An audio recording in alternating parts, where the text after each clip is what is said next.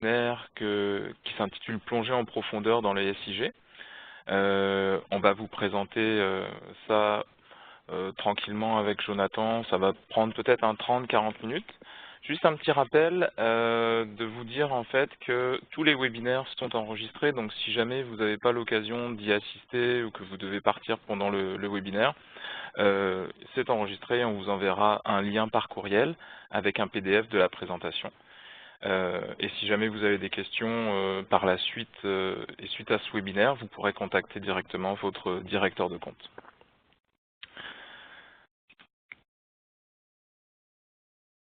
Donc, vous allez voir à l'écran différents petits volets. Si jamais vous avez des questions à poser, dans le coin en haut à droite, en fait, vous avez le bouton Q&A qui permet en fait pour vous de poser des questions.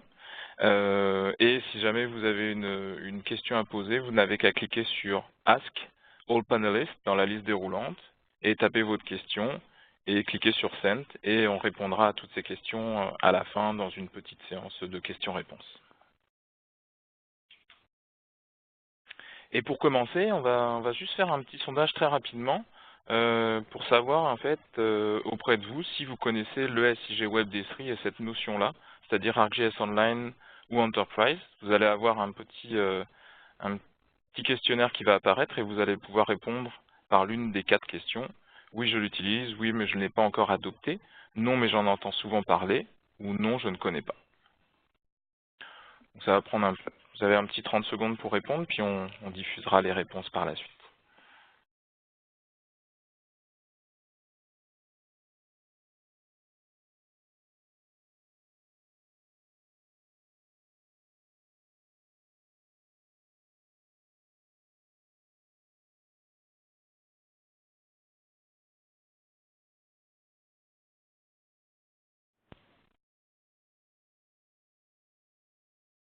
Donc voilà, le temps est écoulé. On devrait voir bientôt apparaître les réponses.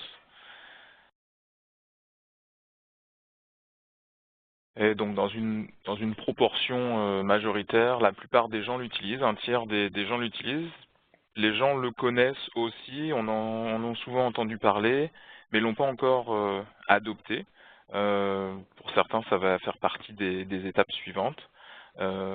Et à partir de maintenant, en fait, on va commencer à passer à la suite du programme. Et puis, je vais passer la parole à Jonathan qui va vous présenter le sommaire du jour et puis qui va expliquer un petit peu ce qu'on va voir aujourd'hui. Merci Frédéric. Donc, bonjour à vous. Bon, je me représente, Jonathan Gaudreau, consultant SIG. Donc, vraiment, ce webinaire-là a été conçu dans le but que vous non seulement compreniez le SIG Web à haut niveau, mais vraiment compreniez comment ça se structure en dessous du capot. C'est pour ça qu'il est vraiment plutôt intermédiaire, voire avancé. On ne va pas trop dans le détail, mais vous allez voir qu'autour des points 4 et 5, on plonge quand même assez en profondeur. Et le but, c'est de connaître comment ça fonctionne sous le capot, sans nécessairement avoir besoin d'utiliser ce qu'on va voir, par exemple l'API REST, qui est un API qui permet de communiquer directement avec nos services web. On va parler un petit peu d'architecture, mais le but, c'est vraiment que vous soyez au courant, finalement, ArcGIS Online, ArcGIS Enterprise, sur quoi ça repose essentiellement. Donc, on va débuter par regarder le concept de SIG Web. Tout le monde parle plus ou moins de SIG Web. On va le définir à la Esri, en fait, ce qu'Esri entend par SIG Web. Par la suite, on va plonger un petit peu plus en profondeur avec le modèle de géoinformation. Donc, on va aller voir comment se structure un portail, par exemple, quand on parle de service, un service d'entité, un service de carte, service de géotraitement, service utilitaire, et comment finalement tous ces services-là interagissent ensemble. Point 4, on va plonger un petit peu plus en profondeur. On va aller voir l'API REST, qui est le moteur du SIG Web. Donc, tout ce qu'on fait, que ce soit avec ArcGIS Pro, que ce soit avec une application web, passe par cette API-là. Donc, on va aller voir c'est quoi, comment ça fonctionne. Et finalement, on va aller voir comment on peut communiquer avec le SIG Web. Oui, via les clients traditionnels de bureau, comme ArcGIS Pro, ArcMap ou une application maison de bureau, mais aussi via des applications web, via l'API Python, essentiellement comment on peut communiquer avec nos services sous le capot, comment se font ces transactions-là. Donc, au début, ça peut vous paraître simple si vous connaissez déjà les sites web, mais rassurez-vous, on va plonger quand même assez en profondeur. Puis, à tout moment, si vous avez des questions, n'hésitez pas à les poser. On les prendra probablement pas au fil afin de contrôler le temps, mais à la fin, s'il reste du temps, on va y répondre et dans tous les cas, on va produire un document questions-réponses. Donc, si vous avez des questions, profitez-en pour les poser. Donc, les SIG web, c'est une nouvelle architecture. Si on regarde les SIG traditionnels, la majorité d'entre vous avaient probablement évolué dans les 15-20 dernières années avec ce qu'on retrouve à gauche, qui est un poste de bureau qui se connecte à des fichiers locaux. Donc, on utilise des shapefiles, on utilise des files géodatabase, des fichiers Excel, puis on fait le travail de géomaticien. On va produire des cartes en PDF, par exemple, essentiellement le travail de géomatique. Par la suite, on a vu émerger l'architecture client-serveur. Donc, on tombe en mode base de données d'entreprise, ce qui permet d'avoir plusieurs personnes qui travaillent de façon simultanée sur les mêmes jeux de données. Donc là, on a ajouté toute la question des logins, des informations de connexion dans la base de données. Est-ce que, par exemple, dans le cadre gouvernemental, municipal, on se connecte avec des authentifications sécurisées? Donc, on parle en fait, toute la notion de sécurité vient rentrer dans cette architecture client-serveur. Et maintenant qu'on parle d'architecture web ou de SIG web, mais au lieu d'interagir avec un serveur directement, on interagit avec un portail, on interagit avec un catalogue qui fait ce travail-là de référencer différents services, différentes cartes, différentes couches et l'utilisateur qui ait une tablette, qui ait un téléphone mobile, qui ait un poste de bureau, se connecte à cette destination unique qui est le SIG web. Et cette destination unique fait le travail de cataloguer tous les services qui sont desservis par les différents serveurs. Donc, quand on parle d'ArcGIS Online ou qu'on parle d'ArcGIS Enterprise, on se situe au niveau du SIG web. Donc, un petit mot sur ArcGIS Pro. Parler de SIG web ne nécessite pas, ne signifie pas dans tous les cas parler de navigateur web. Donc, on n'est pas obligé de passer par Google Chrome, par Internet Explorer, par Firefox. ArcGIS Pro, qui est quand même un client de bureau, ou n'importe quelle application maison que vous avez construite en .NET, par exemple, interagit quand même avec ce SIG web-là. Donc, ArcGIS Pro est notre client de bureau, mais qui est fait pour s'intégrer de façon étroite avec le SIG web, avec ArcGIS Online ou ArcGIS Enterprise, et qui permet de faire des cartes et éditer la donnée qui se trouve sur le web directement. Donc, la seule différence, vous allez le voir dans la démo tantôt, c'est vraiment au lieu de se connecter à une base de données, on se connecte à une destination qui est un portail qui fait ce travail de gérer la sécurité, gérer l'authentification et nous fournir un accès à ce à quoi on a accès avec notre nom d'utilisateur. ArcGIS Online, qui est peut-être utilisé par la majorité d'entre vous, c'est votre SIG web dans le cloud. Donc, c'est une solution qui est hébergée par Esri. C'est un logiciel as a service ou SaaS, Software as a Service, qui est une application toujours disponible, qui va pouvoir être très extensible. Donc, si vous avez une couche de points, disons, disponible à la population, ou une carte électorale, par exemple, si on prend un exemple des jours courants, et que la veille des élections, il y a 7 millions de personnes qui se connectent, mais vous n'aurez pas de problème de charge au niveau des serveurs. Et ça permet un accès à la fois anonyme, si vous publiez du contenu public, mais aussi un accès restreint à différents utilisateurs via leur identité. Et finalement, dernière sur le SIG web en particulier, qu'est-ce que ça amène à vos compagnies, à vos organisations de passer au SIG web? C'est en fait qu'on transforme la technologie SIG en plateforme. Donc, ce qui était autrefois réservé à des géomaticiens, géomaticiennes formés qui nécessitent l'apprentissage d'un logiciel complexe, est maintenant une plateforme qui permet d'avoir encore les professionnels qui vont s'occuper des services, qui vont gérer les bases de données, mais qui va aussi permettre d'interagir avec les travailleurs du savoir, que ce soit les analystes en santé publique, que ce soit les gens en foresterie, et des utilisateurs occasionnels, par exemple des sous-traitants, des consultants, la communauté de développeurs et finalement la communauté de données ouvertes.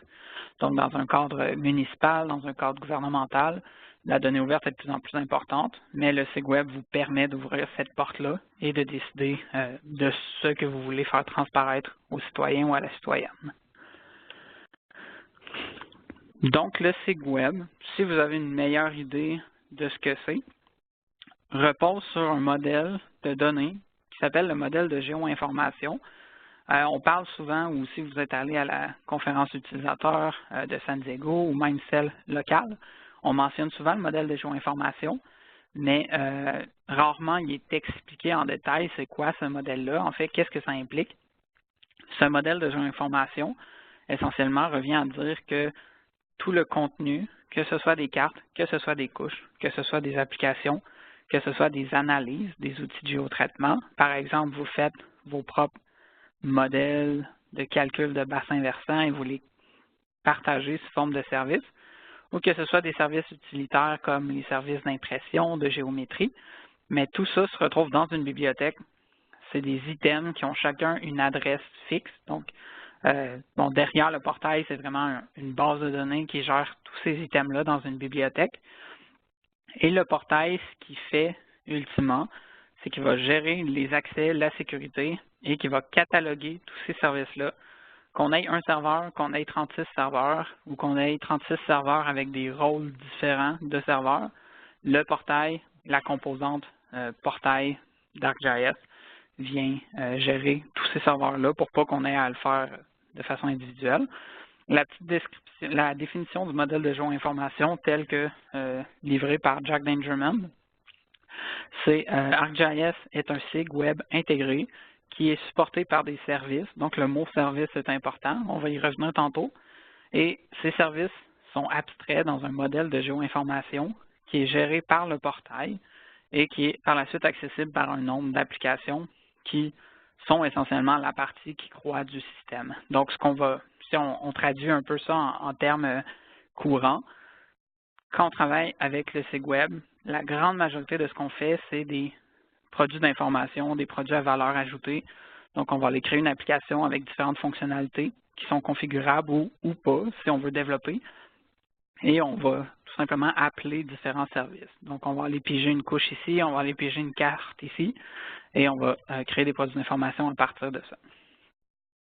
Donc là, on parle de portail. Pour ceux et celles qui travaillaient avec ArcGIS Enterprise, vous êtes probablement plus familier avec le terme portail.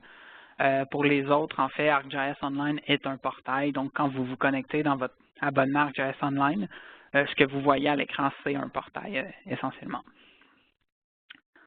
Donc, merci Jonathan pour ce rappel sur le concept de SIG Web et puis ces explications donc sur le modèle de géoinformation. Tu as mentionné le terme service et pour vous, on a une petite question, à savoir si vous connaissez la notion d'architecture orientée service. 3 réponses simples, oui, je ne sais pas ou non. Et on va voir un petit peu les réponses qui vont ressortir de cette question-là.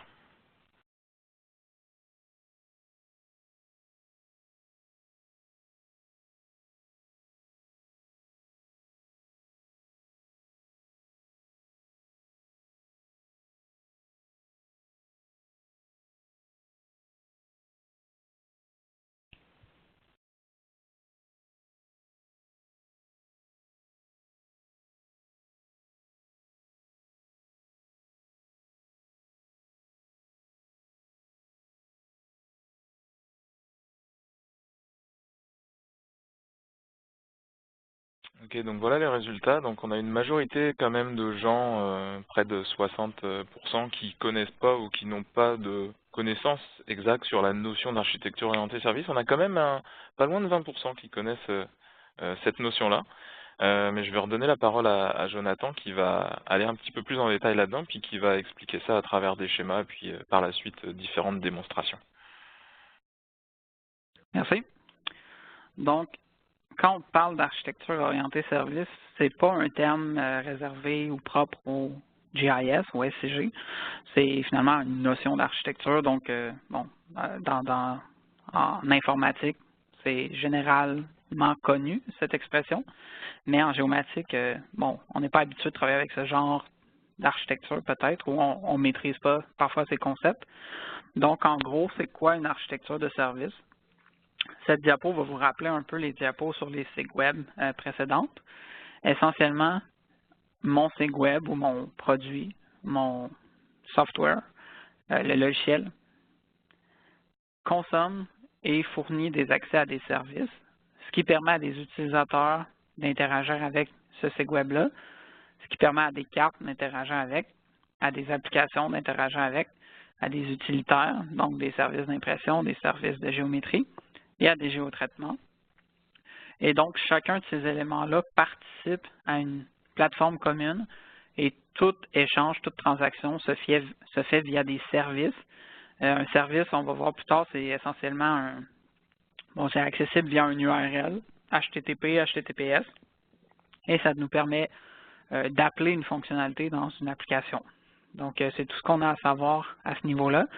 Ici, il y a un diagramme qui est, pas particulièrement poli, joli en fait, mais il est fourni par le W3 Consortium, donc c'est pour ça que je l'ai utilisé. C'est vraiment en fait une architecture générale de services.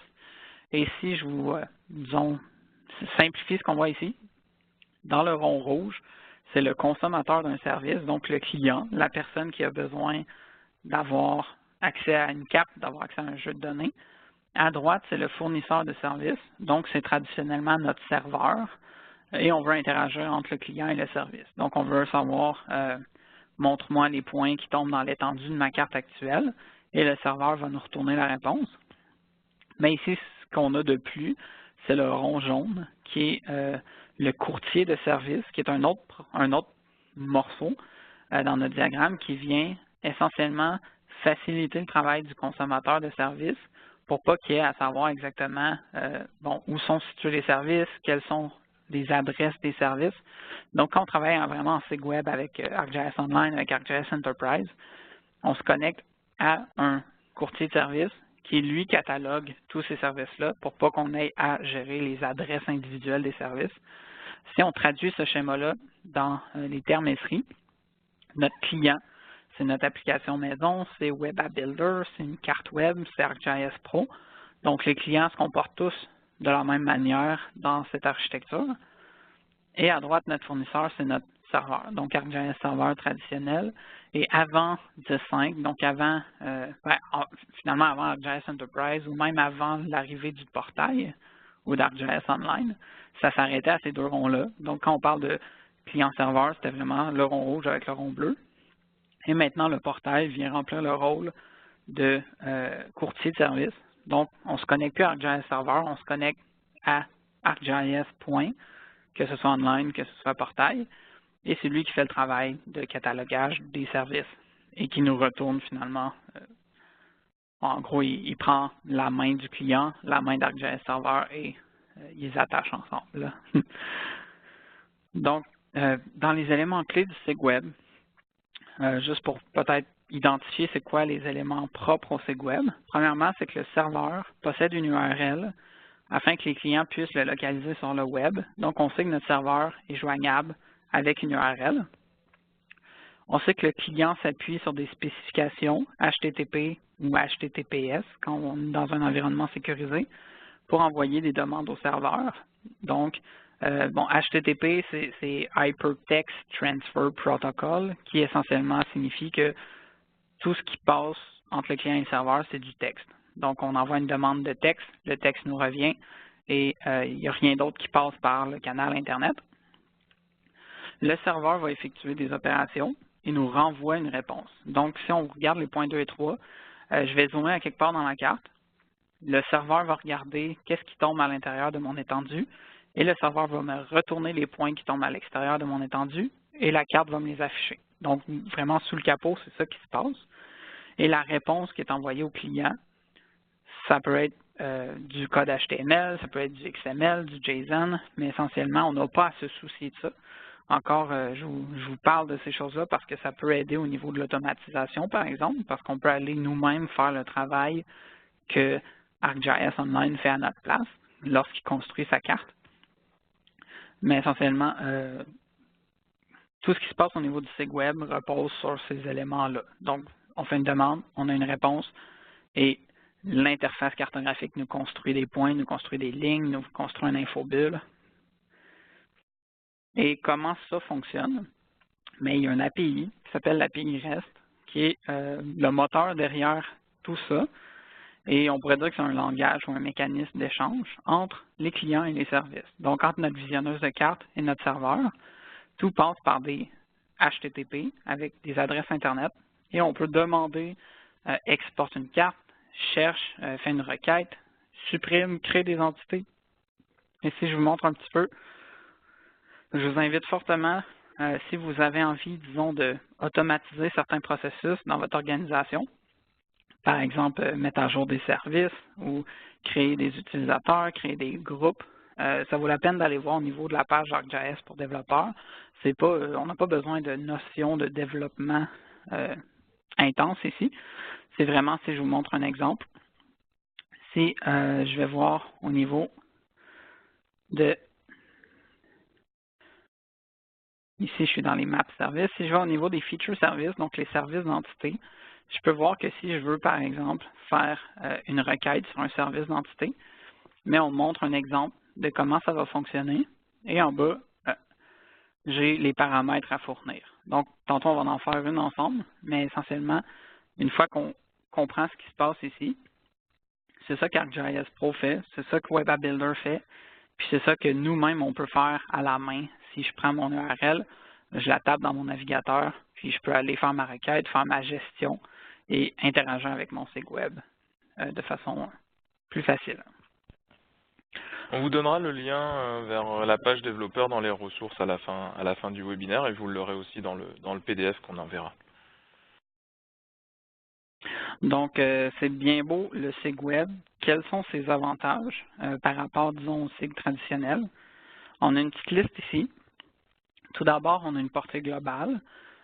Bon, tout ce qu'on a à fournir, c'est une adresse vers une carte web, vers une application web, et n'importe qui dans le monde, de façon théorique, évidemment, si on ne veut pas que ces gens aient accès, on va les empêcher, mais on pourrait, de façon hypothétique, ouvrir accès à une carte au monde entier sans problème. Donc, ça a une portée globale. Le nombre d'utilisateurs, d'un point de vue technologique, est relativement illimité parce que tout ce que ça nécessite, c'est des appels HTTP, c'est du texte qui transite entre l'utilisateur et le serveur. Donc, on peut avoir un nombre assez important d'utilisateurs.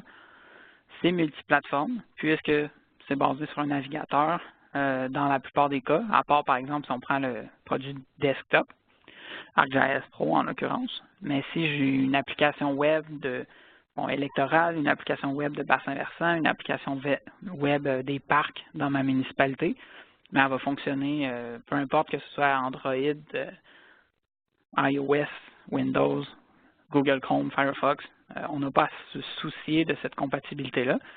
Le coût est peu élevé par utilisateur. Encore une fois, c'est tout simplement un navigateur. Et le modèle Esri d'identité nécessite ultimement l'achat d'un utilisateur, d'un nom d'utilisateur, pour une personne qui aurait besoin d'avoir accès à des ressources sécurisées, qui nécessite de se connecter. Et finalement, ceci va ouvrir la porte à toute une gestion d'identité, des groupes, de l'interaction, de la collaboration, mais il n'y a pas de software, il n'y a pas de logiciel à proprement parler pour les utilisateurs finaux. Donc, un citoyen peut se connecter à une web app sans nécessité d'installer Java, d'installer un plugin ou d'installer un produit vraiment maison sur son appareil. C'est convivial. On n'a pas à faire de code pour faire une carte. On peut rapidement créer une carte configurable et tout ce qu'on a à avoir, c'est une adresse web vers une couche ou plusieurs couches. Autre point très important, c'est des mises à jour unifiées. Donc, au lieu d'avoir 50 postes clients à mettre à jour quand il y a une mise à jour à faire, puisqu'on a un SIG qui est notre installation d'ArcGIS Enterprise ou qui est ArcGIS Online, mais la mise à jour se fait à une seule place. Et finalement, tous les clients qui utilisent leur navigateur accèdent à la version la plus à jour en permanence. Et on a des applications variées, puisque tout repose sur des services, des URL, que ce soit pour les cartes ou pour les couches. Mais après, c'est ce qui permet à Esri de faire plein d'applications configurables, des tableaux de bord, des story maps, parce qu'essentiellement, tout ce qu'on a à savoir, c'est quelle est l'adresse des couches, puis le gabarit est configurable directement à partir de ça. Donc, on va rentrer un peu dans une démo ici pour illustrer. Bon, on parlait de services, on parlait de SIG Web. Donc, je vais vous montrer en premier dans ArcGIS Pro un peu une différence entre le SIG traditionnel et le SIG Web. Puis, on va aller voir dans Web App Builder qu'est-ce qui se passe au niveau, disons, de modification des données, comment ça fonctionne sous le capot. Et on va regarder après comment on peut utiliser ce qu'on a appris aujourd'hui dans la maintenance de nos données, dans la requête via des scripts ou des applications maison. Puis après, on va faire une synthèse sur ce qu'on a vu. Donc ici, je suis dans ArcGIS Pro. J'ai déjà ouvert à l'avance ArcGIS Pro dans un projet existant. Puis je vais prendre pour acquis que la connaissance, disons, de base de l'interface d'ArcGIS Pro est là pour les participantes. Donc, on peut voir que j'ai deux cartes dans mon projet et on peut les voir à droite aussi. Donc, mes deux cartes ont exactement la même couche, à l'exception qu'il y en a une qui est une copie que j'ai faite sur ArcGIS Online. Pour la démo, ici, j'ai utilisé ArcGIS Online, donc j'ai copié des données. Mais sachez que si j'utilisais ArcGIS Enterprise, ça serait les données de ma base de données qui seraient visibles dans la carte web, donc sans discrimination d'un environnement ou de l'autre. Mais ici, je suis connecté à ma base de données. Donc, la manière de travailler traditionnelle, on va se connecter à une instance de SQL Server, de Oracle, de SAP HANA, et ainsi de suite. Je me connecte à une instance. Ici, j'utilise mes logins Windows parce que bon, mon organisation gère à ma place mes accès à ma base de données. Et j'ai une base de données. Et donc, quand je me connecte, j'ai accès à droite à différentes couches. Et ça me permet de faire une carte. Et j'ai une connexion BD. Donc, j'ai appelé connexion BD parce que ce qu'on voit ici est vraiment dans ma base de données. J'ai quand même accès à des fonctionnalités de modification. Donc, je peux aller créer un nouveau point. Disons, j'ai des incidents. C'est des, vous le devinerez, des données arbitraires. Disons que je crée un incident à Shawinigan. Mais après, je peux aller modifier les attributs, je peux changer mes domaines de valeur, je peux dire que c'est un incendie. Est-ce que c'est un danger pour la vie? Disons oui. Puis cette édition-là se fait dans ma base de données directement. Mais je peux aussi accéder à la donnée via le web. Donc on peut voir ici l'icône me montre que c'est la source de données est sur Internet. Je peux aussi le valider en affichant par source que c'est vraiment un feature service qui est sur Internet. Mais c'est quand même les mêmes fonctionnalités. Donc, je peux aller créer un accident, créer une zone affectée ou modifier des polygones existants, même si je suis dans un logiciel de bureau. Donc, quand on dit qu'ArcGIS Pro est intégré avec Online ou intégré avec Enterprise, c'est de ça qu'on parle essentiellement. Je peux communiquer avec ma donnée de la même façon que je le ferais avec mes données qui sont dans ma BD. Donc, si je veux envoyer ça dans le SIG Web pour que différents utilisateurs puissent travailler de façon simultanée dessus, mais je vais tout simplement aller partager. Et si je vais dans partager, je peux partager sous forme de web map. Donc, je vais donner des informations je vais nommer ma carte, donner un résumé, et je vais choisir est-ce que je veux que les gens puissent seulement voir ou éditer, ou vraiment faire une carte tuilée qui va s'afficher très rapidement. Dans mon cas, je veux que les gens puissent éditer, donc je choisirai éditable, et j'irai publier. Moi, j'ai déjà publié cette carte-là, donc je ne vais pas le refaire. Mais ici, la chose à retenir, c'est que si je crée un nouveau point ou que je crée un nouveau polygone ou que j'en supprime un, c'est un call HTTP qui se fait derrière. Donc, le logiciel envoie une requête au REST API pour dire supprime ce point-là, ajoute ce point-là, de la même manière que si j'étais dans un navigateur Internet. Donc, il n'y a pas de différence architecturelle entre les deux. Donc, si je vais me déplacer vers, disons, le résultat de mon partage. Ici, j'ai mis une symbologie un peu farfelue, simplement pour montrer qu'une fois que le service est publié, on peut aller changer la symbologie, on peut faire ce qu'on veut essentiellement avec notre donnée, puisqu'elle réside dans le système ArcGIS. Et cette donnée-là, bon, ici j'ai une carte, je peux, donc dans ma carte, j'ai différents services. Chacun de ces services-là, individuellement, ont une adresse. Donc, si j'affiche les détails ici, je peux voir que le service signalement incident contient deux couches qui ont chacun une URL. Donc, tantôt, quand on parlait de SIG Web avec des URL de service, essentiellement, c'est ça, j'ai une carte qui est un item, qui a un identifiant, donc l'identifiant unique. Quand je parlais de modèle de géoinformation plutôt, chaque élément a un identifiant unique. Donc, ma carte en a un, mes couches en ont un, et mon application web en a un. Et c'est comme ça que Portail gère tout. Donc ici, je pourrais partager. Et si je partage ma carte, parce que évidemment, si je veux faire un produit d'information, c'est peut-être pas partager la carte brute qui va être mon résultat final. Donc, je peux utiliser des gabarits d'application.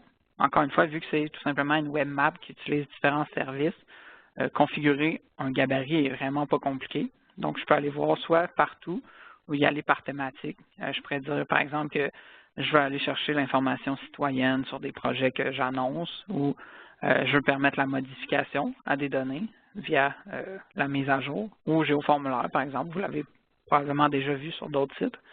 Ou encore, je veux juste une visionneuse de base. Dans mon cas, je veux utiliser Web App Builder. Si je voulais faire un tableau de bord, je le ferais aussi avec Operation Dashboard. Et en utilisant Web App Builder, je vais aller à celle que j'ai déjà partie juste parce que j'ai mis mes couleurs et mon icône pour que ce soit plus intéressant. Mais je suis dans mon constructeur. Je peux choisir le thème. Je peux choisir la couleur de mes éléments. Donc ici, vraiment, c'est 100% configurable. Et cette application-là, qui a son propre item, contient ma carte web, qui contient des services. Puis le site web, c'est ça. Donc ça, on ramène ça à sa plus simple expression, ce qui nous permet d'encapsuler des services dans des cartes, dans des applications, ou encore de faire 8 cartes avec le même service, sans avoir à copier des données ou avoir une redondance dans nos jeux de données. Et ça me permet d'utiliser différents widgets qui sont aussi facilement configurables, parce que tout ce qu'ils ont besoin, c'est de savoir sur quelle couche je dois interagir. Donc, moi, ici, dans mon contrôleur, j'ai mis un éditeur intelligent qui me permet d'aller mettre à jour ma couche d'incident, ma couche de zone affectée. Et je pourrais même aller dire que, disons, le champ danger pour la vie n'est pas modifiable, mais il est affichable, ce qui ferait en sorte qu'il serait grisé à l'écran. Donc, j'ai enregistré ça. Et ça fait un bout, je mets OK. Et je vais l'ouvrir en plein écran. Puis on va voir qu'est-ce qui se passe au niveau de mon édition. Donc ici, je vais prendre mon éditeur intelligent et je vais créer un nid de poule. On va aller à Montréal, ça ne sera pas trop dur.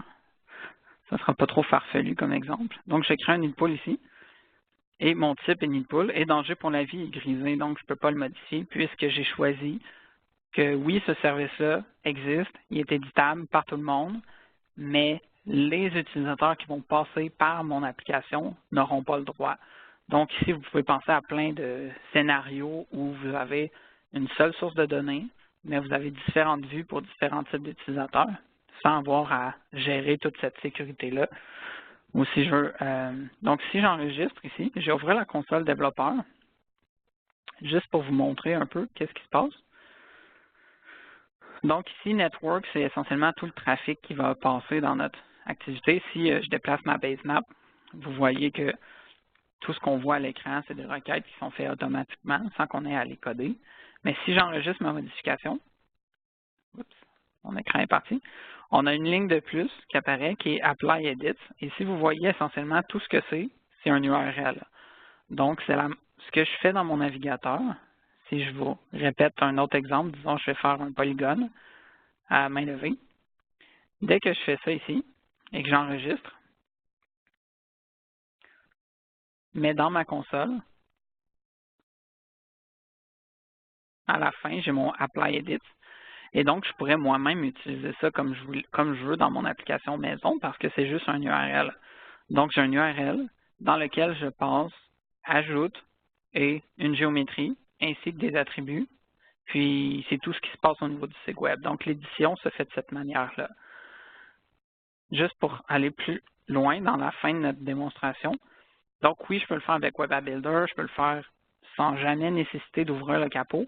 Mais si pour une raison quelconque, on veut accéder au service, j'ai une interface au niveau du service qui me permet, là, je suis connecté, donc j'ai accès à toutes les fonctionnalités que ma connexion me permet d'avoir. Mais je peux utiliser un petit wizard ou disons, un outil d'aide qui me permettrait de mettre, disons, type égale vol. Bon, j'ai différents types. d'incidents. On va prendre accident, il y en a plus. Le résultat va être plus intéressant. Donc, la première fois que vous créez des requêtes, ça ici, c'est la même chose que je vous montrais au niveau de l'API. Donc, tout ce qui est expliqué dans l'API, vous le retrouvez dans cette fenêtre-là.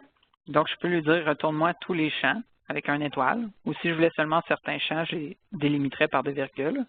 La documentation explique tout ça. Est-ce que je veux avoir la géométrie ou je veux pas la géométrie? Oui, non.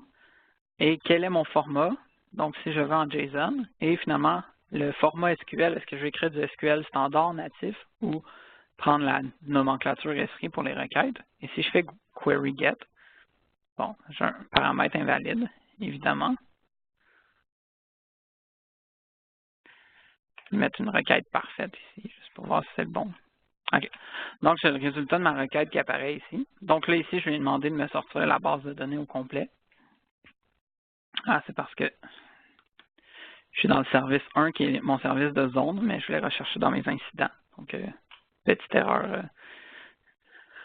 Donc ici, ce que je fais en mettant type égal accident et en lançant ma requête, ils vont apparaître en bas, mais si je choisis un format différent, mais une fois que vous avez compris comment fonctionne, vous pouvez voir que tout ce qu'il a fait finalement le wizard, c'est qu'il m'a construit une requête. Donc dans la même ordre d'idée, je vais conclure la démo avec ça. Je peux revenir à mon écran initial, rajouter query. Ça, je pourrais le faire dans un script si je voulais. Et je vais lui passer des paramètres. Donc, je vais mettre where, mon type égale accident. Et, disons, je veux tous les champs. Outfields égale Astérix. C'est tout disponible dans la documentation. Et, disons, mon format, F égale PJSON. C'est du JSON prettified, c'est-à-dire du beau JSON. Si je lance ma requête, j'ai mon résultat. Donc, une fois que vous construisez votre requête, vous pouvez penser à une application que vous allez concevoir où vous avez besoin d'avoir des informations, mais où les applications configurables ne vous le permettent pas, Web App Builder ne vous le permet pas, vous n'avez pas nécessairement besoin d'aller monter une énorme application maison. Vous pouvez tirer profit de cette API-là pour avoir vos résultats. Disons que je vais avoir le nombre d'accidents dans ma base de données et sur mon site web, mettre un compteur qui montre en temps réel le nombre d'accidents qu'il y a dans la base de données. Et je vais tout simplement rajouter, ça va être return count only égale true. Et mon résultat ici, c'est 9. Count égale 9. Donc ici, vous pouvez prendre directement ça, le mettre dans un fichier texte, dans un script, puis ça va vous permettre dans votre page web d'avoir tout le temps votre compteur en temps réel, sans nécessiter de faire des calculs nulle part, parce que ces requêtes-là le permettent. Donc, je ne vais pas trop driller. Essentiellement, c'est ce que je vais vous montrer au niveau de la démo. Donc, une petite synthèse. Le SIG Web, à quoi ça sert? Ça nous permet une communication facile via le protocole HTTP. Comme vous avez vu, tout ce qui se passe, vraiment, c'est des échanges de texte entre nous et le serveur. C'est un SIG centralisé dont le but est de répondre à des requêtes et de renvoyer le résultat dans des cartes, dans des applications. C'est une architecture orientée service qui offre une décomposition en service et un accès plus granulaire aux différentes fonctionnalités. C'est convivial. Là, je vous ai montré vraiment jusqu'où on pouvait aller si on voulait mettre les mains dans le site web, aller manipuler au niveau du REST endpoint ou de l'adresse. Mais évidemment, 99% des gens vont faire des cartes, faire des applications en configurant. Mais de savoir comment ça fonctionne sous le capot ne peut qu'aider finalement à mieux comprendre qu'un sondage que vous faites avec Survey 123 contient un service que vous pouvez utiliser dans un tableau de bord et que vous pouvez, si vous voulez, par exemple, faire de la validation sur la donnée, écrire un script qui appelle le même service. Et donc, une fois que vous réalisez que ces services-là sont utilisables partout dans la plateforme, ça ouvre la porte à beaucoup de fonctionnalités. Et ça permet une automatisation facile via l'API REST.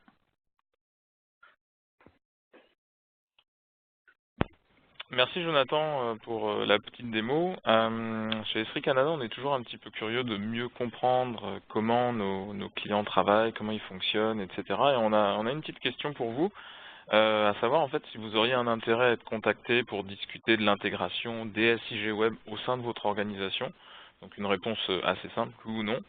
Et les résultats du sondage ne seront pas publiés par la suite. Et puis le temps que vous répondiez, ensuite on va vous présenter quelques ressources et puis quelques informations sur les programmes à venir, notamment au niveau de nos formations et des conférences qui s'en viennent à l'automne. Et à la fin, on prendra quelques questions et on y répondra jusqu'à la fin du webinaire. Et bien sûr, si jamais il y a des questions qui sont envoyées par la suite, on sera en mesure d'y répondre par courriel dans les prochains jours.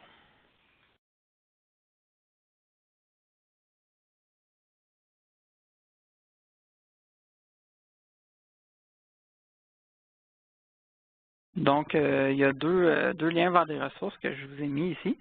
Le premier, c'est la documentation au niveau de l'API REST. Donc, si vous avez envie de tirer profit de cette API-là et de faire le travail que les visionneuses de cartes font à votre place, finalement, donc pour différentes raisons, vous pourriez avoir besoin d'interagir avec l'API, par exemple pour créer des utilisateurs, créer des groupes au niveau d'ArcGIS Online de façon automatique. Vous pouvez aller voir au niveau de cette page-là, qui va vous être envoyée de toute façon. Et finalement, à propos du SegWeb, il y a aussi une page qui serait mise sur pied qui explique essentiellement un peu ce que j'ai fait ici, qu'est-ce que le SegWeb, quels sont ses avantages.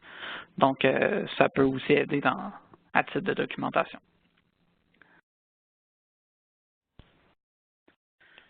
Merci Jonathan.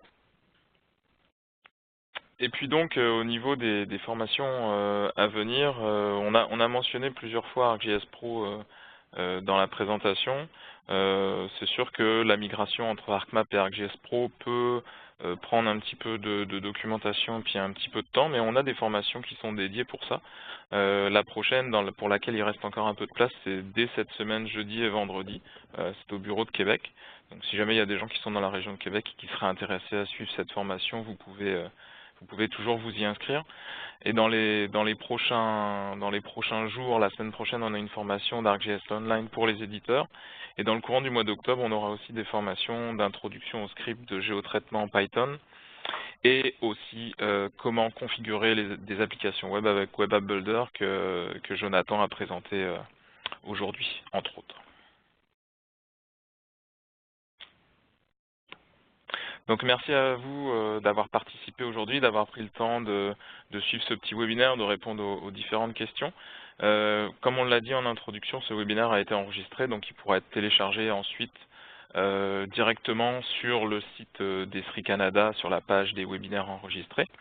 Et ce sera aussi envoyé dans le lien suite à la conférence et au webinaire. Puis si vous avez des questions, vous pouvez me les envoyer à moi, Frédéric Millet, ou à Jonathan, ou directement à votre directeur de compte si vous préférez. Donc voilà. Et juste pour rappeler aussi, le prochain événement, ce sera la conférence utilisateur Esri Canada qui a lieu à Montréal le 15 novembre, donc c'est un jeudi cette année. On retourne à Montréal dans un format journée complète, donc ce sera de 7h30 à 17h.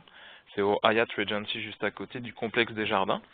Et juste pour rappel, en fait, il y a des prix réduits jusqu'au 25 octobre. Donc c'est sûr que durant la conférence, on présentera de nombreux sujets. On va beaucoup parler des SIG Web et de toutes les nouvelles technologies qui ont été annoncées depuis cet été par Esri.